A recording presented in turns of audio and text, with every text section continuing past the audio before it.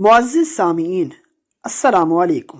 آج جس کتاب کی ریکارڈنگ آپ کے سامنے پیش کی جائے گی اس کا عنوان ہے مارشل لا کا سیاسی انداز۔ اس کے مصنف ہیں M.A.K. چودھری۔ میں ہوں صداکار محمد محسن۔ یہ recording national audio library for the blind کی جانب سے پیش کی جا رہی ہے۔ صفحہ نمبر 93، راولپنڈی سازش کیس۔ تقسیم ہند کے وقت پاکستانی فوج کو مہاجرین کی نقل و حرکت کا کام سونپا گیا، جو ہمارے نوجوانوں نے بڑی جاں بازی سے کیا اور عوام میں بہت مقبول ہوئے۔ عین اسی وقت ملک کے بڑے دریاؤں میں طوفان آ گیا، سڑکیں ٹوٹ گئیں اور دریاؤں کے کنارے کے گاؤں بہہ گئے۔ سیلاب کی وجہ سے سلسلہ آمد و رفت منقطع ہو گیا۔ اس عذاب الہی میں بھی فوج کو متاثرہ علاقوں میں ریلیف کے کام پر تعینات کیا گیا، جو انہوں نے بطریق احسن انجام دیا۔ اس طرح عوام کے دل میں افواج پاکستان کے لیے محبت کے جذبات پیدا ہو گئے، لیکن یہ جذبات کچھ دیر پا ثابت نہ ہو سکے، کیونکہ 3 برس کے قلیل عرصے میں ہی چند فوجی افسروں نے میجر جنرل محمد اکبر خان کی سربراہی میں حکومت وقت کا تختہ الٹنے کی سازش کی۔ یہ اشتراکی ٹولہ، جس میں سجاد ظہیر، ظفر اللہ پوشنی، فیض احمد فیض، C.R. اسلم وغیرہ پیش تھے، دراصل پاکستان میں بائیں بازو کی تحریک کی صف اول تھا۔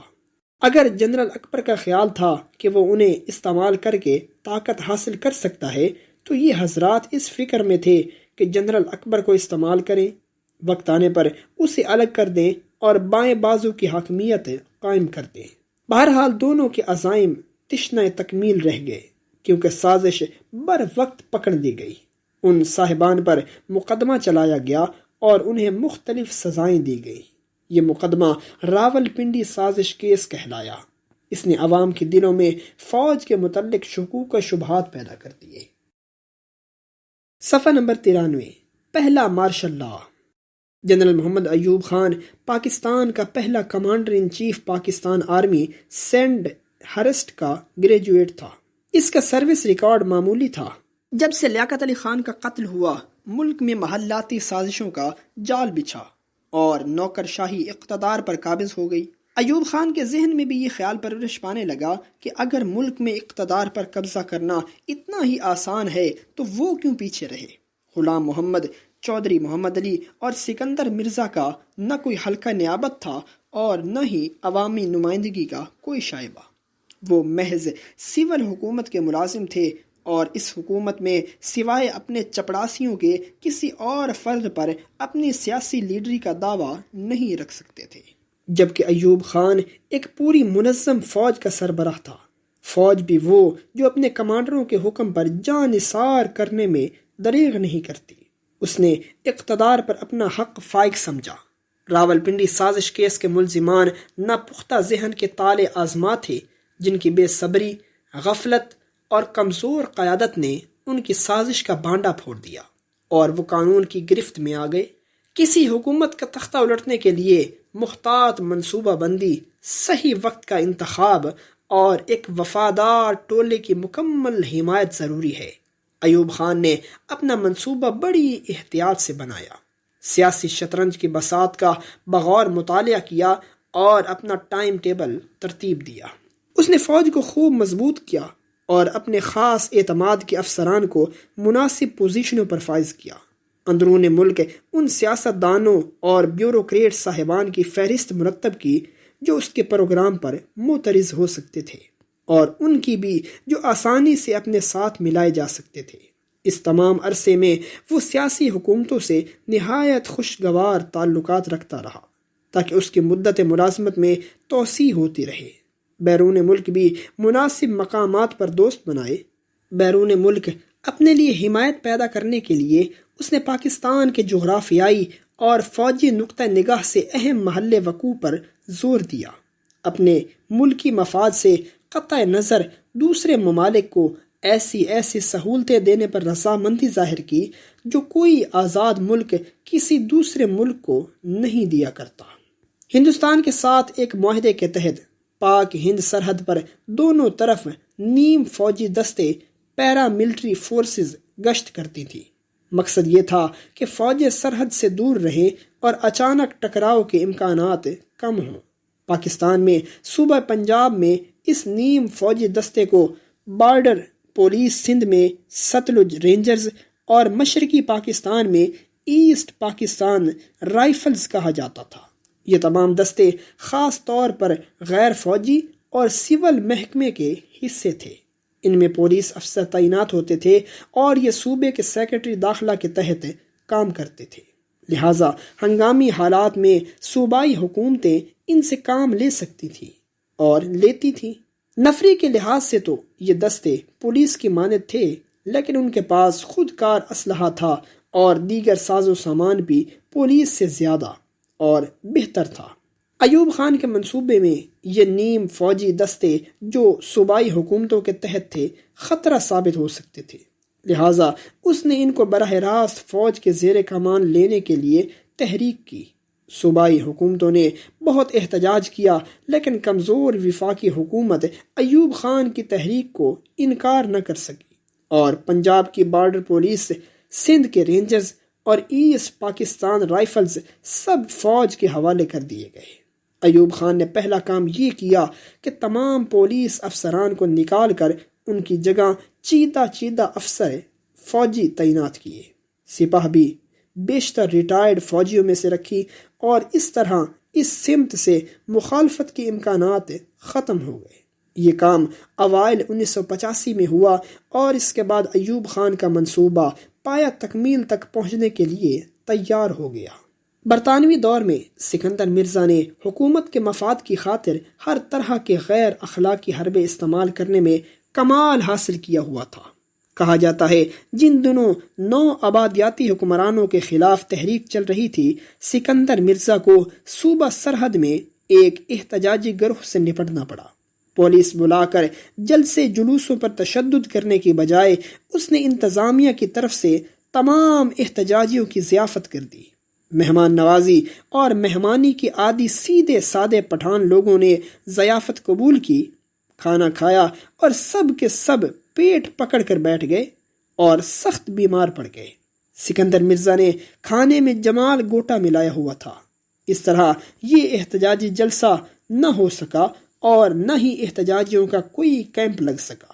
سکندر مرزا کو انگریز حکام سے اس کارنامے کی مناسب داد ملی کہ اس نے اپنے ہم وطنوں سے دغا بازی، مکاری اور غداری کر کے سرکار انگلیسیہ کی خدمت گزاری اور وفاداری کی کتاب میں ایک نئے باب کا اضافہ کر دیا ہے۔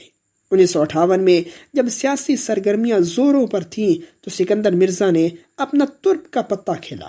سیاستدانوں کے جائز عزائم کو ناکام بنانے کے لیے اس نے ایوب کو اپنی سازش میں ساتھ ملایا تاکہ مارشل لا کا اعلان کر دیا جائے۔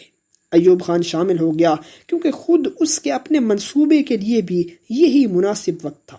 لہٰذا اس وقت جب ملک میں ہر طرح سے امن و امان تھا، عوام الیکشن کی تیاریوں میں مصروف تھے اور خوش تھے کہ اب وہ اپنے نمائندوں کے ذریعے ملک کے انتظامات میں بھرپور حصہ لے سکیں گے۔ 8 اکتوبر 1958 کو ملک میں مارشل لا لگ گیا۔ صرف 19 دن بعد ایوب خان نے سکندر مرزا کو معزول کر دیا اور کمال شفقت کا اظہار کرتے ہوئے اسے ملک سے باہر جانے کی اجازت دے دی۔ سکندر مرزا کا ذکر چھیڑنے سے پہلے ایک نیم مزاحیہ اور نیم علمیہ واقعہ بھی بیان ہو جائے کہ اس میں عبرت کا پہلو بھی ہے۔ میر جعفر، جس نے بنگال میں تحریک آزادی کے وقت نواب سراج الدولہ سے غداری کی تھی، سکندر مرزا کے اجداد میں سے تھا۔ یہ وہ میر جعفر تھا جسے اقبال نے ننگ دنیا ننگ دین ننگ وطن کہا، اور ہر تاریخ کی کتاب میں اس کا نام غدار کی حیثیت سے لکھا جاتا ہے۔ ساری زندگی اور خصوصاً اپنی ملازمت کے دوران سکندر مرزا کی کوشش رہی ہے کہ کسی کو پتہ نہ چلے کہ وہ میر جعفر کی اولاد میں سے ہے۔ جب ایوب خان نے سکندر مرزا کو ذلیل کر کے نکال دیا تو وہ اپنے آقاؤں کے دیس یعنی انگلینڈ چلا گیا اور لندن پکارڈلی ہوٹل میں قیام پذیر ہوا۔ 1 ماہ بعد اسے ایک فلیٹ مل گیا اور وہ اس میں منتقل ہو گیا۔ جس وقت وہ ہوٹل چھوڑ رہا تھا تو حکومت برطانیہ کا ایک افسر بیکار خاص وہاں آیا اور سکندر مرزا کا ہوٹل کا بل ادا کر دیا۔ جب سکندر مرزا نے احتجاج کیا تو اس افسر نے کہا کہ ملکہ برطانیہ مرزا اور اس کے اجداد کی خدمت کے صلے میں حق کے میزبانی ادا کر رہی ہے۔ چینپ کر مرزا نے یہ ادنا سی خیرات قبول کر لی اور وہاں سے چلا گیا۔ برطانیہ نے اپنا دیرینہ قرض چکا دیا اور سمجھا کہ اب اس پر سکندر مرزا اور میر جعفر کی خدمات کے صلے کا اور کوئی بار نہیں رہا، لہٰذا اس واقعہ کے بعد انہوں نے اسے اپنے حال پر چھوڑ دیا۔ مسٹر جے ہسواری جو ایک ممتاز انشورنس کمپنی کا جنرل مینیجر ہے، اس واقعہ کا چشمدید گواہ ہے۔ غداری کا یہ حقیر صلہ دیکھ کر انسان کانپ جاتا ہے، دوستوں سے بیگانہ اور اپنوں کا فراموش کیا ہوا۔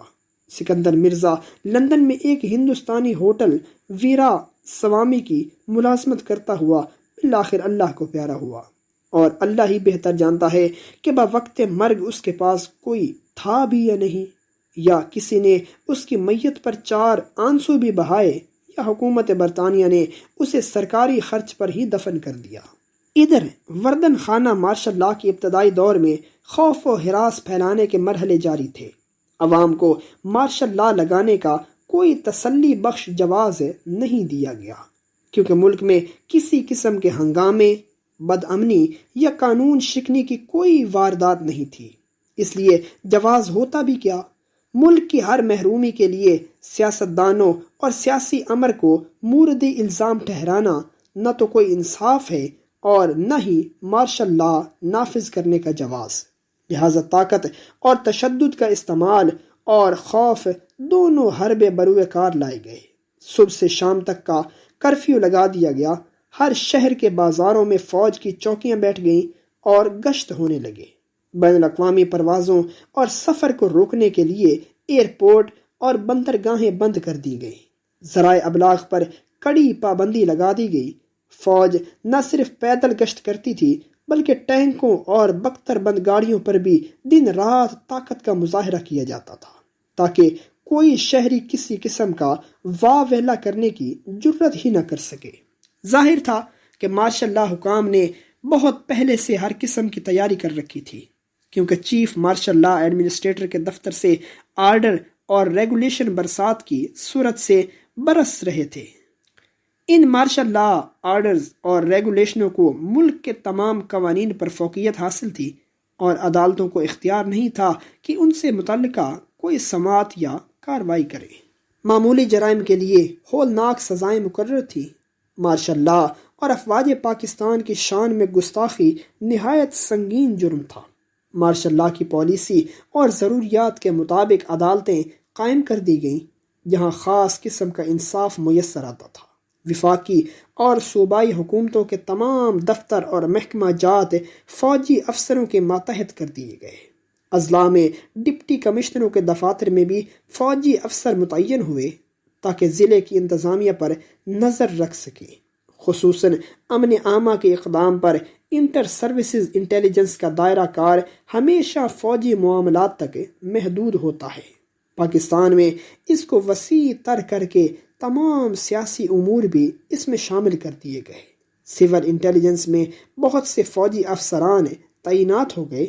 وفاقی اور صوبائی حکومتوں میں سے ایک بڑی تعداد میں سول افسران کو بغیر کسی الزام، چارج شیٹ یا صفائی کا موقع دیے ریٹائر یا ڈسمس کر دیا گیا۔ چونکہ سول نوکرشاہی ایک عرصے سے ملک کی انتظامیہ اور سیاست پر چھائی ہوئی تھی، اس کا زور توڑنے کے لیے یہ دکھانے کے لیے آئندہ حکم کس کا چلے گا اور اپنے نظام کار میں شامل ہونے والے سول بیوروکریٹ حضرات کو مکمل طور پر مغلوب کرنے کے لیے یہ نسخہ بہت کارآمد رہا۔ اس چھانٹی کے بعد نوکرشاہی بڑی مؤدب اور وفادار بن گئی۔ سیاسی رہنماؤں کی تشکیل، وسیع پیمانے پر گرفتاریاں ہوئیں، اور اس طرح عوام کو اپنے لیڈروں سے الگ کر کے ہر قسم کے سیاسی عمل کو ختم کر دیا گیا۔ پہلے سے تیار شدہ خصوصی قوانین نافذ کیے گئے جن کے تحت سیاستدانوں پر مقدمے چلائے گئے۔ ان مقدمات کا مقصد یہ تھا کہ سیاستدان لمبے عرصے کے لیے سیاست میں حصہ لینے کے اہل نہ رہیں، اور بہر صورت اتنے عرصے کے لیے مقدمات کی پیروی میں ملوث رہے کہ مارشل لا کے ٹولے کو وقت مل جائے کہ وہ ملک کے انتظامات کے ہر گوشے پر مضبوط گرفت حاصل کر لیں۔ تمام سیاسی جماعتیں قال عدم قرار دے دی گئی، ان کے کردار و گفتار پر قدغن عائد ہو گئی، اجتماعی کارروائی، تقریر اور تحریر پر پابندی لگ گئی۔ پرائیویٹ سیاسی میٹنگ بھی جرم کی تعریف میں شامل ہوئی، 5 یا زیادہ لوگوں کا مل کر چلنا بھی جرم ہو گیا۔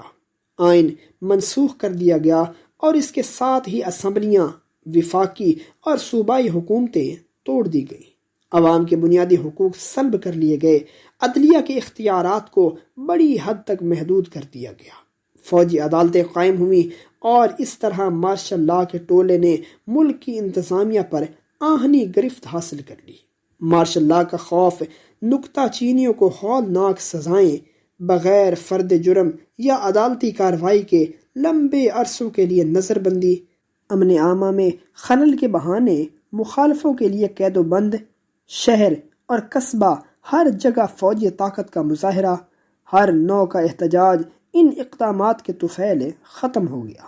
سیاستدان کی زبان گنگ ہو گئی، عوام سہم کر گھروں میں قلعہ بند ہو گئے، اور کر بھی کیا سکتے تھے؟ نہتے عوام جن کو اپنے رہنماؤں کے مشورے تک سے محروم کر دیا گیا ہو، جو تقریر و تحریر سے عاری کر دیے گئے ہوں، اور جن کا سامنا ایک منظم فوج سے ہو جو بندوق تانے لب لبی پر انگلی رکھے کسی بھی ناپسندیدہ حرکت کی تاڑ میں ہو، ایسے حالات میں وہ عوام کر بھی کیا سکتے ہیں؟ لوگ کرفیو کے اوقات کی پابندی کرتے تھے، ذرائع ابلاغ پر سینسر کا پہرا تھا، نوکر شاہی جی حضوری میں لگی ہوئی تھی، قوم ذہنی طور پر بھی اور عملی طور پر بھی ہتھیار ڈال چکی تھی، ملک میں امن تھا، لہٰذا مارشل لا حکام نے اطمینان کا سانس لیا، اور آہستہ آہستہ کرفیو اور فوجی گشت کم ہونے لگے۔ وفاقی سطح پر ایک وزارت تشکیل دی گئی، اس میں آدھے ممبران افواج پاکستان اور آدھے نوکر شاہی سے یا ایسے سویلین جن کا عوام سے کوئی تعلق واسطہ نہ تھا وہ لیے گئے۔ مشرقی اور مغربی پاکستان کے صوبہ جات میں گورنر فوجی لگائے گئے جنہوں نے اپنی وزارتیں خود تشکیل دی۔ ان وزارتوں میں وزراء اور مشیر شامل تھے۔ فوجی عدالتیں قائم رہیں اور مارشل لا آرڈر اور ریگولیشن قوم پر دباؤ رکھنے کے لیے باقاعدگی سے جاری ہوتے رہے۔ ایوب نے آئین کے ساتھ کیا سلوک کیا یہ مفصل طور پر پچھلے باب میں لکھا جا چکا ہے، یہاں صرف اتنا کہنا ضروری ہے کہ گو لیاقت علی خان کے بعد سیاستدانوں پر یہ الزام تو لگ سکتا ہے کہ انہوں نے ملک کو درپیش مسائل کے حل میں تساہل سے کام لیا، لیکن اس آئین کو جو عوام کی امنگوں کا آئینہ دار تھا منسوخ کر دینے کا کوئی جواز نہیں تھا۔ اس آئین میں ہر وہ شک موجود تھی جو ملک کو ایک صحیح سمت دیتی تھی، لوگوں کے پسندیدہ طرز حکومت اور قانون سازی کا انتظام کرتی تھی، اور زندگی کے ہر شعبے میں مناسب راستوں کا تعین کرتی تھی۔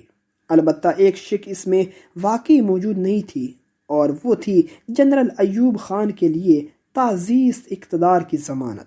جمہوری طرز زندگی میں ہر شخص بشمول ملازمان افواج اقتدار کی دوڑ میں حصہ لے سکتا ہے۔ ملازمت سے خواہ سول حکومت کی ہو یا مسلح افواج کی، نکل کر 2 سال بعد اپنے لیے ایک حلقہ نیابت ڈھونڈ لیا جائے اور رائے دہندگان کو یقین دلایا جائے کہ آپ یا آپ کی جماعت کے پاس ایک جامع پروگرام ہے جسے آپ اقتدار میں آ کر نافذ کر دیں گے اور جس سے ملک و قوم کی ترقی اور بول بالا ہوگا۔ پھر اگر رائے دہندگان آپ کے پروگرام کو آپ کے مخالفین کے پروگرام سے بہتر پا کر آپ کو ووٹ دیں اور آپ کو اقتدار نصیب ہو تو آپ یا آپ کی جماعت ایک مقررہ مدت تک کے لیے حکومت کی باغ ڈور سنبھالیں گے اور اپنا پروگرام نافذ کریں گے۔ اگر عوام آپ کی کارکردگی سے مطمئن ہوں تو وہ آپ کو دوبارہ ووٹ دیں گے۔ 1956 کے آئین نے یہی طریقہ کار نافذ کیا تھا، جیسا کہ ہر جمہوری آئین کرتا ہے۔ ایوب خان اور اس کے ساتھی جانتے تھے کہ یہ طریقہ کار ان کے بس کا نہیں۔ سب سے پہلے تو فوج کی کمان کا عہدہ چھوڑا جائے، پھر ملک کی ترقی اور عوامی بہبود کا ایسا پروگرام بنایا جائے جو عوام کو پسند آئے، اور اگر انفرادی طور پر یہ راستہ مناسب نہ معلوم ہو تو کسی پارٹی میں سب سے نیچے کی سیڑھی سے شروع کر کے قیادت تک پہنچا جائے۔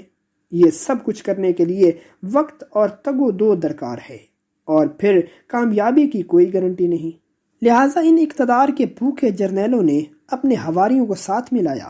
سپاہ، جس کی ساری تربیت اور ٹریننگ ہی حکم برداری کی ہے، اور جو اپنے افسروں کے کہنے پر جان جوکھوں میں ڈالنے کی عادی بنا دی جاتی ہے، ایسی سپاہ کی مدد سے اقتدار پر قبضہ کیا۔ برطانیہ کی نو آبادیاتی حکومت اپنی فوج میں ملک کے پسماندہ، غریب، بارانی علاقوں سے نفری بھرتی کرتی تھی۔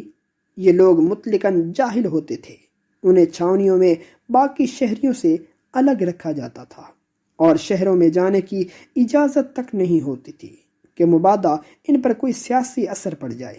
دن رات ان کو سخت سے سخت ٹریننگ دی جاتی تھی اور حکم ماننے کا عادی بنایا جاتا تھا۔ حکم کیسا ہی نامعقول کیوں نہ ہو، یہ بلا چون و چرا مانتے تھے کہ یقیناً حکم دینے والے افسران جو عقل کل تھے بہتر جانتے تھے۔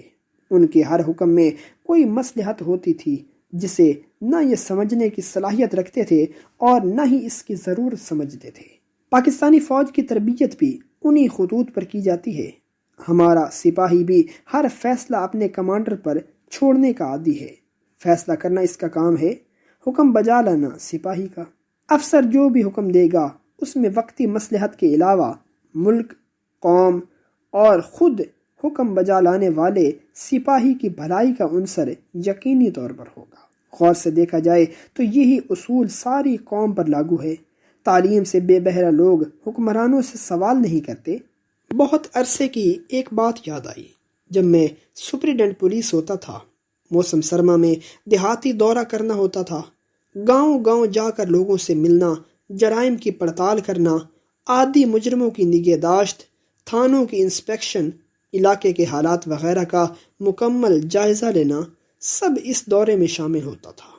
1955 میں ضلع ملتان کے ایک دور دراز علاقے میں اسی قسم کا دورہ کر رہا تھا۔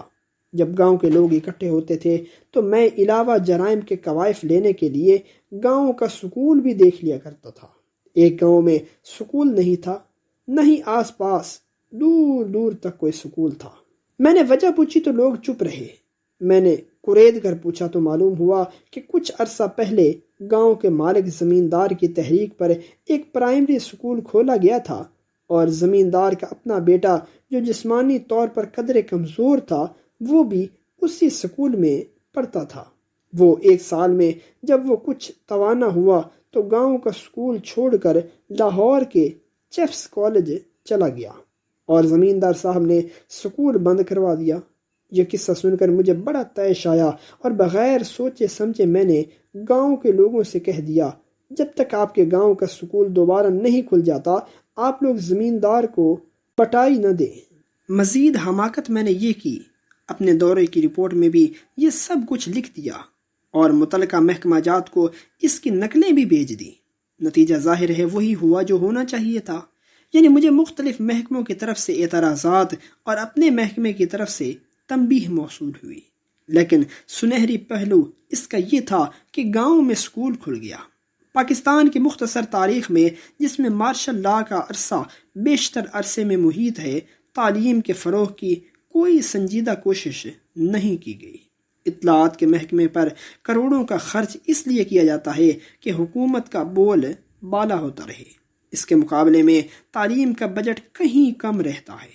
نتیجہ یہ ہے کہ شرح خواندگی جو تقسیم ہند کے وقت تھی، یعنی 19% ترقی کرتے کرتے اسی شرح پر قائم ہے۔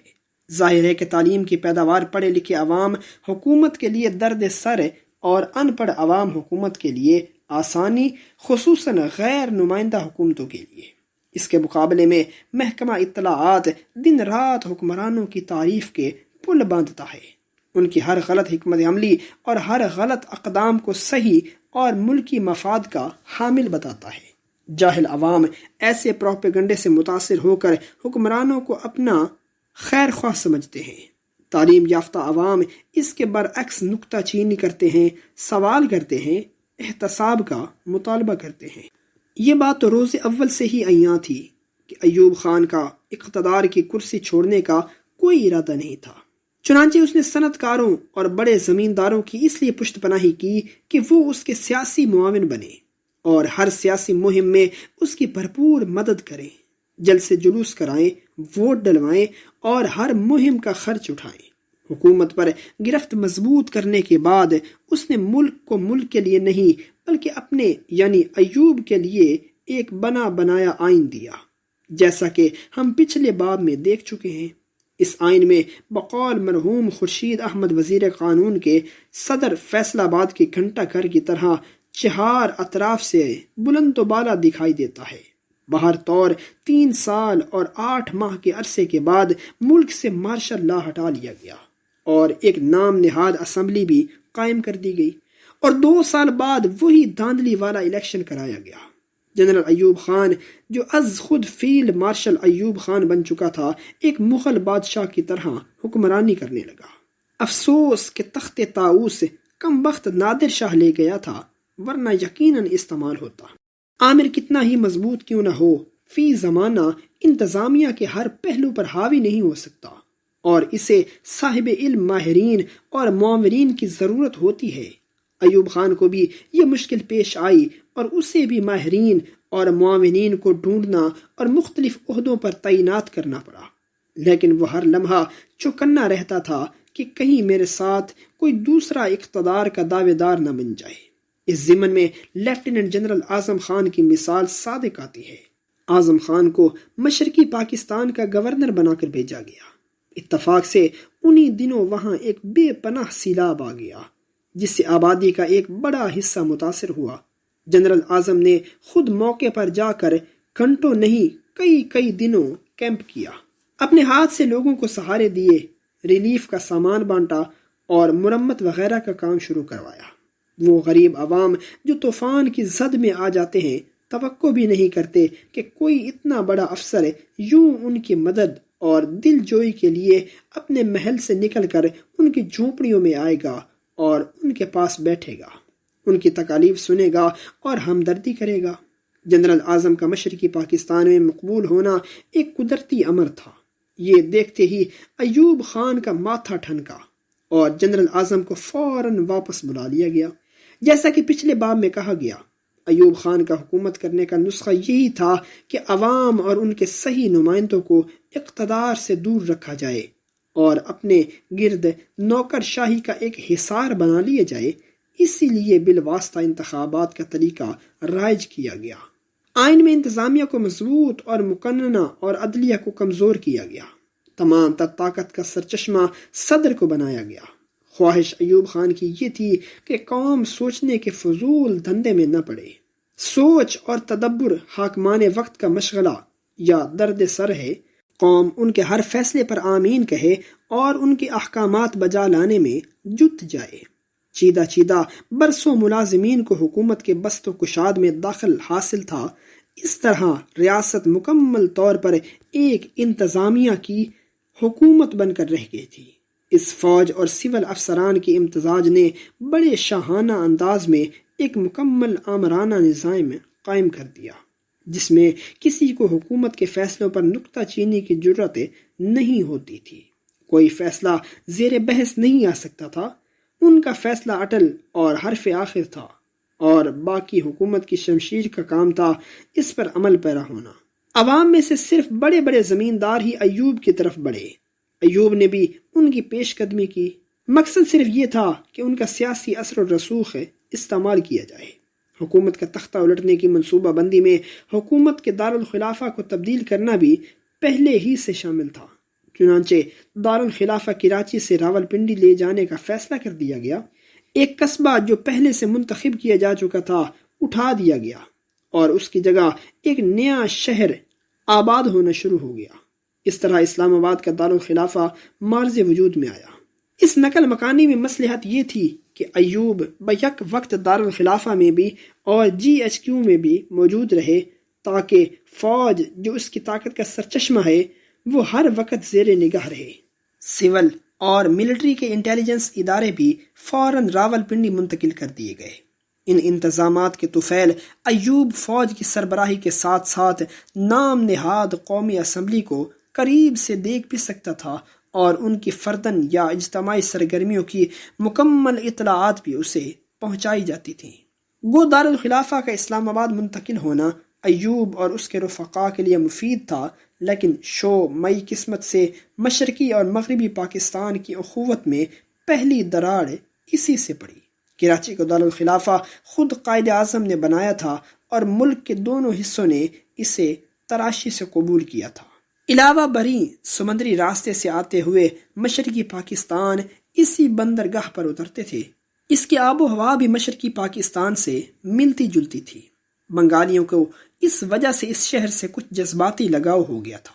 اسلام آباد اندرون ملک بہت دور تھا، زیادہ سرد تھا اور آبادی کے لحاظ سے خالص ایک ہی صوبے کا شہر تھا۔ کراچی کی آبادی اس کے مقابلے میں پورے پاکستان کی نمائندگی کرتی تھی۔ بنگالیوں کی نمائندگی فوج میں نہ ہونے کے برابر تھی۔ راولپنڈی، GHQ وغیرہ ان کے لیے غیر مناسب جگہ تھی، لہٰذا اس نقل مکانی سے بد اعتمادی پیدا ہونی شروع ہو گئی۔ 1962 میں جب ہندوستان اور چین کے درمیان سرحد پر جنگ ہوئی تو وزیر اعظم جواہر لال نہرو کو فکر لاحق ہوئی کہ پاکستان حالات کے فائدے اٹھا کر مقبوضہ کشمیر پر حملہ نہ کر دے۔ چنانچہ نہرو کی جانب سے امریکہ نے پاکستان پر دباؤ ڈالا کہ ایسی کوئی حرکت نہ کی جائے اور یہ بھی یقین دہانی کرائی کہ جیسے ہی ہندوستان چینی محاذ سے فارغ ہو، ہندوستان اور پاکستان کے درمیان مذاکرات ہوں گے اور ایک منصفانہ تصفیہ کشمیر کے متعلق ہو جائے گا۔ ایوب فوراً تیار ہو گیا اور نہرو کو اطمینان دلایا کہ وہ کشمیر پر ہاتھ نہیں ڈالے گا۔ جب ہندوستان اور چین کے درمیان امن ہو گیا تو پنڈت نہرو نے اپنے شاطر وزیر خارجہ سردار سورن سنگھ کو واضح ہدایات کے ساتھ پاکستان سے مذاکرات کے لیے بھیجا۔ یہ مذاکرات دہلی اور مری میں ہوتے رہے۔ ادھر ادھر کی باتیں، بے مقصد بحث اور بے معنی دلائل کے ساتھ سورن سنگھ نے بڑی خوبصورتی سے ان مذاکرات کو ڈیڈ لاک کر دیا اور بات ختم ہو گئی۔ یہی چال پنڈت نہرو کی شروع دن سے تھی اور اس طرح ایک تجربہ کار سیاستدان نے ایک سیدھے سادے سیاست کے رموز سے نا آشنا جرنیل کو ایک اور مات دے دی۔ کشمیر کے لیے 1965 کی ہند پاک جنگ کے نازک مرحلے پر ایوب کی کمزور لیڈرشپ کی قلی کھل گئی۔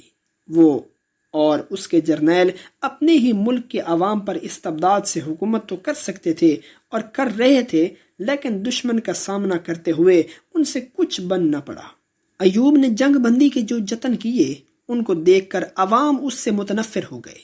غلط اور مبالغہ آرا خبروں سے عوام کو پہلے تو تاثر دیا گیا کہ پاکستان جیت رہا ہے اور عنقریب ہی ایک بہت بڑی فتح ہونے والی ہے۔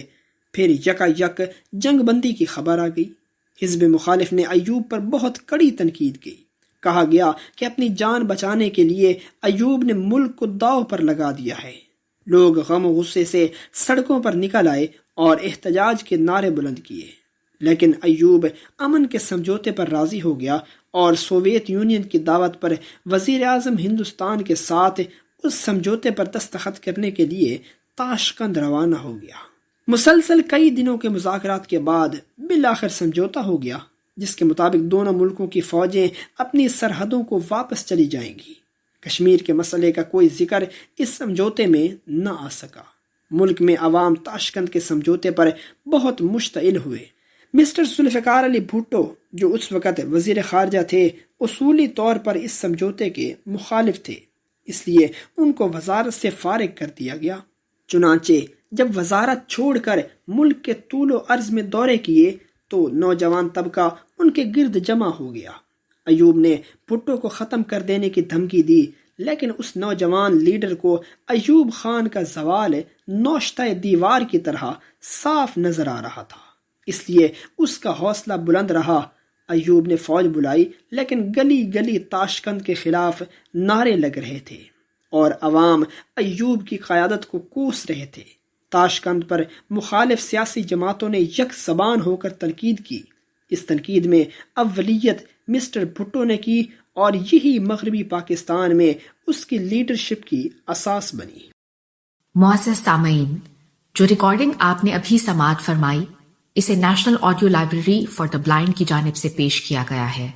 ہمارے یوٹیوب چینل کو لائک، سبسکرائب اور شیئر ضرور کیجیے۔ اپنی قیمتی تجاویز اور آراء کے اظہار کے لیے ہمارے کمنٹ سیکشن کا استعمال کیجیے۔ اگر آپ بھی رضاکارانہ طور پر ہمارے اس مشن کا حصہ بننا چاہیں تو ڈسکرپشن میں دیے گئے لنک کے ذریعے ہمارے واٹس ایپ گروپ کو جوائن کیجیے۔ شکریہ۔